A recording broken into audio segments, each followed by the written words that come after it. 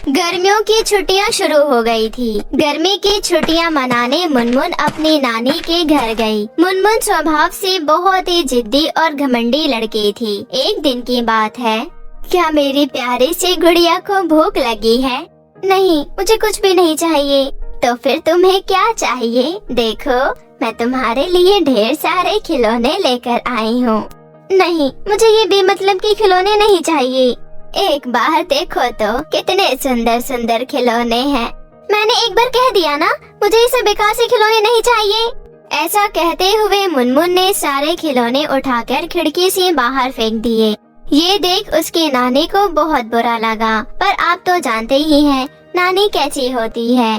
वो अपनी नातिन की खुशी के लिए कुछ भी कर सकती है। चुनमुन की नानी ने स्टोर रूम में जाकर पुरानी सी अलमारी में कुछ ढूंढने लगी। तब उन्हें अलमारी के कोने में लकड़ी की बनी हुई परी मिली। वो चुनमुन को दिखाते हुए बोली, देखो चुनमुन, तुम्हारे लिए एक सुंदर सी परी। अरे वाह, ये तो बहुत सुंदर है, पर ये तो लकड़ी की है। सही कहा तुमने। और देखो, इसके पास इसके जादुई छड़ी भी है। जादुई छड़ी? क्या सच में? अगर ऐसी बात है, मैं इसे रख लेती हूँ। ये कहते हुए चुनमुन ने लकड़ी की परी को अपने कमरे में ले गई और उसके साथ खेलने लगी और लकड़ी की परी से बोली, लकड़ी की परी, अपनी जादुई छड़ी से जादू दिखाओ ना। तो मेरी बात क्यों नहीं सुन रही? तुम भी बेकार का खिलौना हो, तुम मेरे किसी काम की नहीं। ऐसा कहकर चुनमुन ने उस लकड़ी की परी को खिड़की से बाहर फेंक दिया। रात का समय हो चुका था। चुनमुन अपने कमरे में सो रही थी। जैसे ही चांद बादलों से बाहर निकला, उस चांद की रोशनी जैसे ही उस लकड़ी की परी पर पड़ी, तब उस लकड़ी की परी में हलचल होने लगी। ओह, मैं कब से इस पल का इंतजार कर रही थी, पर मेरी छड़ी कहाँ गई? जल्दी अपनी छड़ी ढूंढनी होगी। अरे हाँ, याद आया, छड़ी तो चुनमुन के कमरे में है। मुझे जल्दी से उस कमरे में पहुँचना होगा। फिर छोटी सी परी खिड़की के रास्ते जल्दी से चुनमुन के कमरे में पहुँची। उसे अपनी जादुई छड़ी टेबल पर रखी हुई दिखाई दी। वो रही मेरी छड़ी। इतना कहकर परी उस टेबल पर जैसे ही पहुँची, तब अचानक चुनमुन की नींद खुल गई। क्या तुम्हें अपनी छड़ी चाहिए? ये देख परी घबरा गई और वहाँ से भागने लगी, लेकिन छोटी होने की वजह से वो ज्यादा दूर भाग नहीं पाई और चुनमुन ने उसे अपने हाथों पर उठा लिया। प्लीज मुझे जाने दो। इतनी आसानी से नहीं, तुम मेरा खिलौना हो। पर तुमने तो मुझे फेंक दिया था ना। हाँ तो मेरा खिलौना, मेरी मर्जी, मैं जो भी करूँ अपने खिलौने के साथ। तुम एक बहुत ही बुरी और जिद्दी लड़की हो। सब मेरे बारे में यही कहते हैं, लेकिन मुझे इस बात से फर्क नहीं पड़ता। प्लीज मुझे जाने दो, नहीं तो अनर्थ हो जाएगा। नहीं, मैं तुम्हें कहीं नहीं जाने दूंगी। नहीं, प्लीज मेरी बात सुनो। सूरज उगने से पहले मुझे गुलाबी जादूगरनी के महल पर पहुंचना होगा, जो समुद्र के उस पार है। नहीं तो वो मेरे परिलोक को बर्बाद कर देगी। गुलाबी जादूगरनी? मैं परिलोक की राजकुमारी हूँ, कोई खिलौना नहीं। गुलाबी जादूगरनी ने मुझे श्राप देकर मुझे लकड़ी की परी में बदल दिया। क्या कहा? तुम परिलोक की राजकुमारी हो? लकड़ी की परी ने चुनमुन को सारी बात बताते हुए बोली, गुलाबी जादूगरनी मेरा रूप लेकर परिलोक में मेरी रानी माँ के साथ रह रही है। कुछ दिनों बाद उसे रानी माँ उसे परिलोक की रानी बना देगी। फिर उसे अपना जादुई मणि सौंप देगी, जिसे पाकर वो पूरी दुनिया में तबाही मचा सकती है। ये बात परिलोक में किसी को नहीं पता, लेकिन उस गुलाबी दुष्ट जादूगरनी की एक नेक और दरिया दिल जादूगरनी बहन है। उससे मेरा ये दुख देखा नहीं गया। उन्होंने मुझे बताया, पूर्णिमा की रात जब चांद की रोशनी मुझ पर पड़ेगी, तब मुझ में प्राण आ जाएंगे। और उन्होंने मुझे इस श्राप से मुक्त होने का रास्ता भी बताया है कि वो दुष्ट जादूगरनी की हवेली समुद्र के बीचों बीच है। उस हवेली के अंदर जादूगरनी ने कांच के शीशे में अपना दिल रखा हुआ है। मुझे वो दिल नष्ट करना होगा, तभी मैं उसके श्राप से मुक्त हो पाऊंगी और फिर उस दुष्ट चुड़ैल का अंत हो जाएगा। ये सब मुझे सूरज निकलने से पहले करना होगा, तभी मैं अपनी असली रूप में आ पाऊंगी। प्लीज मुझे जाने दो। सुबह होने से पहले मुझे जादूगरनी की हवेली तक पहुंचना है। चुनमुन ने कुछ देर सोचा, फिर कहा, ठीक है, पर मैं तुम्हारे साथ चलूंगी। क्या कहा? तुम मेरे साथ चलोगी? लेकिन वो जगह खतरे से खाली नहीं है। नहीं, तुम्हें मुझे अपने साथ लेकर चलना होगा, नहीं तो मैं तुम्हें नहीं जाने दूंगी। अच्छा ठीक है, चलो, बड़ा मजा आएगा, चलो चले। मेरी जादुई छड़ी तो दो। फिर चुनमुन ने जादुई छड़ी परी को दे दी। फिर परी उसे अपने साथ उड़ाकर समुद्र के किनारे ले गई। समुद्र के बीचों बीच जादूगरनी की हवेली थी। समुद्र के पानी का बहाव बहुत ही तेज था। अचानक से बिजली कड़कने लगी और बारिश शुरू हो गई। ये देख परी बोली, बारिश शुरू हो चुकी है। समुद्र के बीचों बीच जाना इतना आसान नहीं और मेरे पास अभी इतनी शक्ति नहीं है कि मैं तुम्हें बारिश में उड़ा सकूं। अब हम क्या करें? समय बीतता जा रहा है। तब अचानक चुनमुन की नजर समुद्र के किनारे एक नाव पर पड़ी। परी, डोंट वरी, वो देखो नाव, हम जल्दी ही हवेली पर पहुंच जाएंगे। चलो जल्दी से नाव पर बैठो। आइडिया बुरा नहीं है, पर तुम्हें नाव चलाना आता है? मैं ऑलराउंडर हूँ, जल्दी से बैठ जाओ। उसके बाद चुनमुन और परी नाव में बैठ गए। चुनमुन ने तूफानी बारिश में बड़ी ही बहादुरी से परी को समुद्र के बीचों बीच उस हवेली तक ले गई। जैसे ही उन्होंने हवेली का दरवाजा खोला, उन्होंने वहाँ एक भयानक बड़े दांतों वाला राक्षस को देखा। वो तेजी से उनकी तरफ बढ़ने लगा। उस राक्षस ने जैसे ही परी पर हमला किया, तब चुनमुन बीच में आ गई और उसने राक्षस के सिर पर वार किया। लड़की, तू मेरे हाथों नहीं बचेगी। रुक, पहले तुझे ही ऊपर पहुंचाता हूँ। तब परी ने जादुई छड़ी घुमाई और राक्षस को जलाकर भस्म कर दिया। चुनमुन, तुम ठीक तो हो ना? तुम्हें कहीं लगी तो नहीं? नहीं, मैं ठीक हूँ। उसके बाद दोनों ने मिलकर उस गुलाबी जादूगरनी का दिल ढूंढ निकाला। परी ने फौरन अपनी जादुई छड़ी से जादूगरनी के दिल को नष्ट कर दिया। ऐसा होते ही लकड़ी की परी अपने असली रूप में वापस आ गई। थैंक यू चुनमुन, तुमने आज साबित कर दिया कि तुम दिल की बहुत अच्छी हो। अगले दिन जब सूरज निकला, चुनमुन ने अपने आप को बिस्तर पर पाया और हैरानी से यहाँ वहाँ देखने लगी। अरे ये क्या? मैं तो हवेली पर थी परी के साथ, फिर यहाँ कैसे? कब? क्या मैं सपना देख रही थी? इतने में वहाँ चुनमुन की नानी आई और बोली, चुनमुन मेरी बच्ची, तुम उठ गई। चुनमुन तुरंत ही बिस्तर से उठकर दौड़ते हुए नानी के पास गई और उन्हें गले से लगा लिया। नानी जी, मुझे माफ कर दीजिए, मैंने आपसे बहुत ही बुरा बर्ताव किया और आपके दिए हुए सारे खिलौने भी फेंक दिए। अब मैं आगे से ऐसा नहीं करूँगी। कोई बात नहीं मेरी बच्ची, चलो नाश्ता ठंडा हो रहा है, जल्दी से मुँह हाथ धो लो। उस दिन के बाद से चुनमुन का जिद्दी और अड़ियल स्वभाव बिल्कुल ही बदल गया। अब वो सभी खिलौने बड़े प्यार से संभाल कर रखने लगी। एक बार की बात है, रामपुर नामक गांव में दो बहनें गीता और सीमा अपनी विधवा माँ सावित्री के साथ रहा करती थी। कुछ समय पहले ही सावित्री के पति का निधन हो गया था। सावित्री अपनी दोनों बेटियों का पालन पोषण करने के लिए सिलाई क्या करती थी। सीमा तो बहुत अच्छे स्वभाव की थी, वह कभी भी अपनी माँ से किसी चीज की फरमाइश नहीं करती थी। लेकिन गीता, उसे तो बस हमेशा अपने दोस्तों के साथ पार्टी करने के लिए पैसे चाहिए थे। ऐसे ही समय बीत रहा था। स्कूल में एग्जाम चल रहे थे, लेकिन गीता एग्जाम देने नहीं जाती। सीमा को उसकी चिंता होने लगती है और वह अपनी बहन को एग्जाम देने के बाद ढूंढने जाती है तो उसे पता चलता है कि वह एक क्लब में दोस्तों के साथ पार्टी कर रही है। वहां जाकर सीमा गीता को जोर से थप्पड़ मारकर कहती है, गीता, आज एग्जाम था और तुमने एग्जाम भी नहीं दिया। यह क्लब में अपने आवारा दोस्तों के साथ पार्टी कर रही हो। मम्मी कैसे पाई पाई जोड़कर स्कूल की फीस जमा करती हैं और तुम पूरे साल की फीस इस तरह से बर्बाद कर रही हो। गीता, यह तो गलत बात है। सुन बहन जी, मैं तेरी तरह नहीं हूँ जो बस माँ की चमची बनकर उनके आगे पीछे घूमती रहूँ। मुझे अपनी जिंदगी एंजॉय करनी है। आज मेरे दोस्त का बर्थडे था, इसे मैं छोड़कर एग्जाम देती। एग्जाम तो मैं दोबारा भी दे दूंगी और वैसे भी तू मुझसे जलती है क्योंकि आए दिन मैं पार्टी करती रहती हूँ और तुझे कोई खास भी नहीं डालता। क्यों दोस्तों, मैं सही कह रही हूँ ना? यार, तेरी इस गंवार बहन ने यहाँ आकर सारी पार्टी का मजा ही खराब कर दिया। इसे यहाँ से भगा दे। अपने दोस्तों की बातें सुनकर गीता अपनी सगी बहन को पार्टी से धक्के मारकर निकाल देती है। सीमा को बहुत दुख होता है और वह रोते हुए घर वापस आ जाती है। सावित्री की तबीयत ठीक नहीं थी, इसलिए वह अपनी माँ को अपनी बहन की शिकायत नहीं लगाती, क्योंकि सावित्री की तबीयत और ज्यादा खराब हो जाती।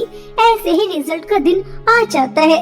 जब सावित्री दोनों बहनों का रिजल्ट देखती है तो वह गुस्से से लाल पीली हो जाती है और गीता की बहुत ज्यादा पिटाई करती है और उससे कहती है, गीता तुम कैसे फेल हो सकती हो?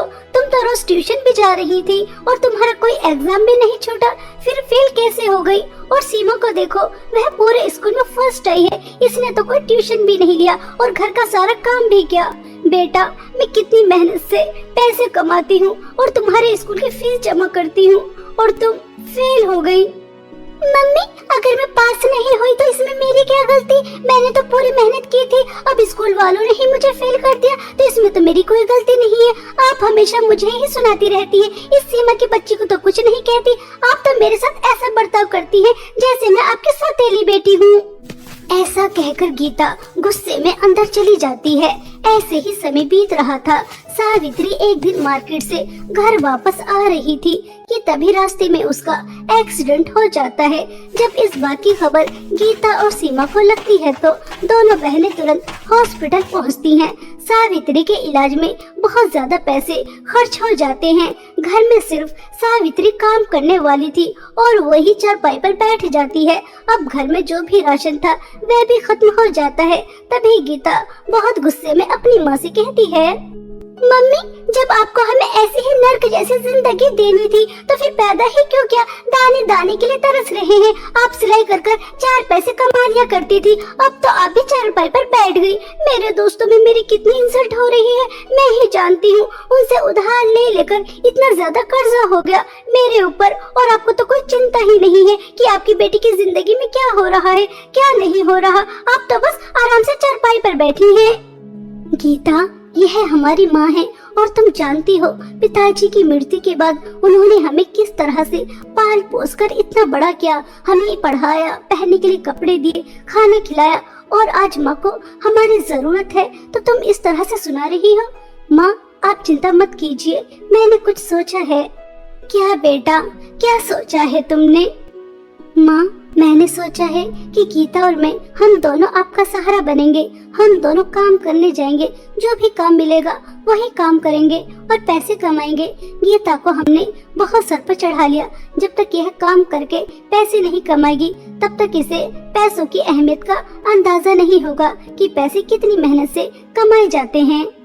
गीता पहले तो सीमा के साथ काम करने जाने के लिए मना कर देती है, लेकिन जब सावित्री उसे घर से बाहर निकालने की धमकी दे देती है तो वह चुपचाप काम पर जाने के लिए तैयार हो जाती है। जब गीता के दोस्तों को यह पता चलता है कि गीता लकड़ियां बेचने का काम करती है तो उसके दोस्त उसके ऊपर बहुत हंसते हैं।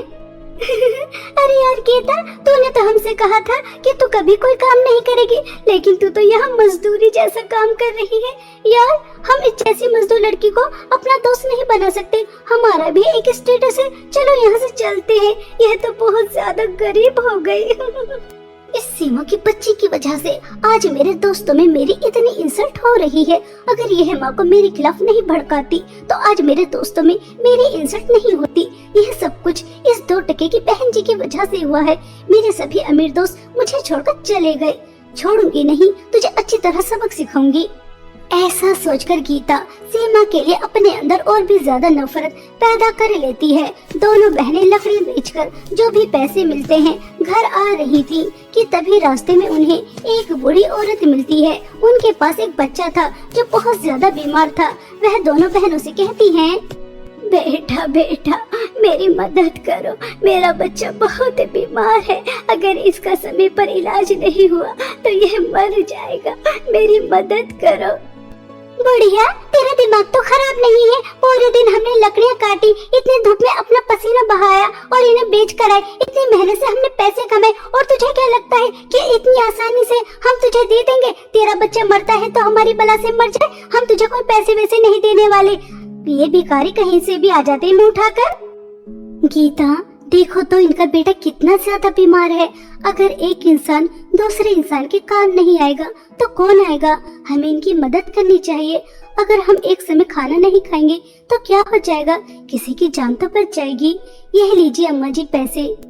सीमा के बच्चे, तो खुद को क्या समझती है? जब देखो समाज सेवा करने के लिए सबसे आगे आकर खड़ी हो जाती है। मैंने तो कुछ पैसे छुपा कर रखे थे, अगर सारे पैसे तुझे दे देती तो आज तो भूखे पेट ही सोना पड़ता।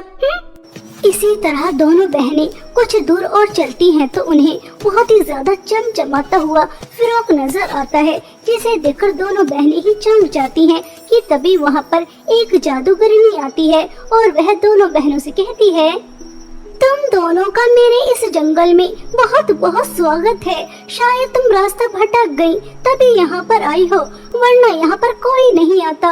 और तुमने यह जादू फ्रॉक भी देख लिया है। अब यह जादू फ्रॉक तुम दोनों बहनों में से किसी एक का हो सकता है। और तुम जानती हो यह जादू फ्रॉक कितना ज्यादा शक्तिशाली है। इससे तुम जो भी कुछ मांगोगी वह तुम्हें तुरंत दे देगा, सोना, हीरे, जवाहरात, पैसा, कुछ भी। हाँ जादूगरनी जी, यह जादू फ्रॉक मुझे चाहिए।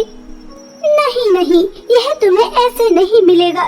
इसके लिए तुम्हें किसी की बलि चढ़ानी होगी और वह बलि किसी और की नहीं, किसी इंसान की होनी चाहिए। जादूगरनी जी, मैं आपको एक इंसान की बलि चढ़ाकर देने के लिए तैयार हूँ। ये रही मेरी बहन, इससे मैं बहुत ज्यादा नफरत करती हूँ। हमेशा माँ की लाडली बनी रहती है और इसी की वजह से मुझे काम भी करना पड़ रहा है और मेरे दोस्तों में मेरी बहुत ज्यादा इंसल्ट भी होती है। इसलिए मैं अपनी बहन को मारने के लिए तैयार हूँ, लेकिन मुझे यह जादू फ्रॉक दे देना। मैं इसकी धन दौलत से अपने दोस्तों के साथ एंजॉय करूँगी। सीमा, तुम्हारी बहन तुम्हारी बलि चढ़ाने के लिए तैयार है। अगर तुम अपनी बहन की बलि चढ़ाने के लिए तैयार हो तो यह फ्रॉक तुम्हें भी मिल सकता है। यह ऑप्शन तुम्हारे पास भी है। जादूगरनी जी, अगर आप दुनिया की सारी धन दौलत भी मेरे कदमों में डाल दोगी तब भी मैं अपनी बहन की बलि नहीं चढ़ाऊंगी। और गीता, तुम्हारी यह शब्द सुनकर मुझे बहुत दुख हुआ। मुझे लगा था कि तुम छोटी हो, नादान हो, इसलिए मुझसे बदतमीजी करती हो, लेकिन पैसों के लालच में इतनी अंधी हो जाओगी कि अपनी बहन का खून बहाने के लिए तैयार हो जाओगी। यह मैंने कभी नहीं सोचा था, कभी नहीं सोचा था। ऐसा कहकर सीमा बहुत ज्यादा फूट फूट कर रोती है, लेकिन सीमा के इन आंसुओं से गीता के ऊपर कोई फर्क नहीं पड़ता और वह जैसे ही तलवार उठाकर सीमा की गर्दन उतारने वाली होती है तो वह एक बिल्ली के रूप में आ जाती है। अपनी बहन को बिल्ली के रूप में देखकर सीमा घबरा जाती है। तभी वह जादूगरनी सीमा से कहती है, सीमा, यह लो जादू फ्रॉक, यह तुम्हारा है। इससे तुम जितनी चाहो उतनी धन दौलत मांग सकती हो। मुझे हैरान होकर देखने की जरूरत नहीं है। तुम्हारी बहन को उसके लालच का फल मिला है। तुम्हारी बहन बहुत ही ज्यादा लालची और बुरे स्वभाव की थी। मैं इसी तरीके से परीक्षा लेती हूँ और जो लालच करता है उसे मैं इसी तरह से जानवर का रूप दे देती हूँ और जो लालच नहीं करता उसे मैं अपना जादू फ्रॉक देती हूँ। तुम्हें तुम्हारी अच्छाई का परिणाम मिला है। जाओ, तुम अपनी माँ के साथ हंसी खुशी जीवन बिताओ। जादूगरनी जी, गीता मेरी छोटी बहन है और मेरी बहन बिल्ली बनकर अपना जीवन यापन करे, यह मुझसे नहीं देखा जाएगा। आप मेरी बहन को ठीक कर दो। चाहे तो आप जादू फ्रॉक मुझे मत दो, मैं अपनी गरीबी में ही खुश हूँ। बस मेरी बहन को वापस से इंसान बना दो। सीमा, तुम कितनी अच्छी हो। तुम्हारी बहन ने तुम्हारे साथ कितना बुरा किया, तुम्हें मारने के लिए भी तैयार हो गई, फिर भी तुम अपनी बहन के बारे में सोच रही हो। सच में सिर्फ तुम्हारी अच्छाई की वजह से मैं तुम्हारी बहन को इंसान बना रही हूँ। इतना कहकर जादूगरनी गीता को बिल्ली से इंसान बना देती है। गीता यह सारी बातें सुन रही थी तो उसे अपने किए पर बहुत पछतावा होता है और वह सीमा से माफी मांगती है। दीदी, मैंने हमेशा आपके साथ कितना बुरा किया। आपको कभी बड़ी बहन नहीं माना, यहाँ तक कि आपको मारने के लिए भी तैयार हो गई, फिर भी आपने मेरे लिए इतना सब कुछ किया। दीदी, आप बहुत अच्छी हैं। आपके अच्छे स्वभाव की वजह से ही माँ आपसे प्यार करती है। दीदी, हो सके तो मुझे माफ कर देना। आज के बाद मैं कभी कोई बुरे काम नहीं करूँगी, कभी कोई लालच नहीं करूँगी। बस आप मुझे अपना जैसा बना देना। सीमा गीता को माफ कर देती है और वह जादूगरनी दोनों बहनों का इतना प्यार देखकर बहुत खुश होती है और वह अपना जादुई फ्रॉक दोनों बहनों को दे देती है, जिसकी धन दौलत से दोनों बहन बहुत ज्यादा अमीर हो जाती हैं और अपनी माँ का इलाज बहुत बड़े हॉस्पिटल में कराती हैं। सावित्री बिल्कुल ठीक हो जाती है और जादुई फ्रॉक की मदद से अपना बहुत बड़ा बुटीक चलाती है और पूरा परिवार इसी तरह हंसी खुशी अपना जीवन व्यतीत करता है।